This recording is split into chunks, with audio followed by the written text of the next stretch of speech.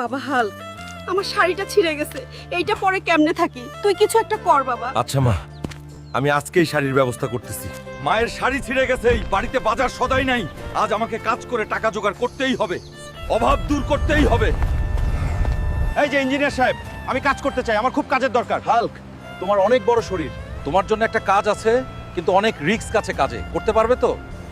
যত রিস্কের কাজই হোক আমি করব। আমার পরিবারের অভাব আমাকে দূর করতেই হবে, আমি পারবো। কি কাজ আমাকে বলেন। আমাদের 10তলা বিল্ডিং এর ওপর অনেকগুলো লোহার দণ্ড তুলতে হবে, তাইলে আমরা তোমাকে 10,000 টাকা দিব। আমি রাজি, আমি করব। চলেন। বন্ধুরা, তোমরা লাইক সাবস্ক্রাইব করে আমার শক্তি বাড়িয়ে দাও, যাতে আমি ঠিকভাবে কাজ শেষ করতে পারি। এই নাও হাল্ক, তোমার পরিশ্রমের টাকা। যাই, এখন বাড়ির জন্য বাজার আর মায়ের জন্য শাড়ি কিনি।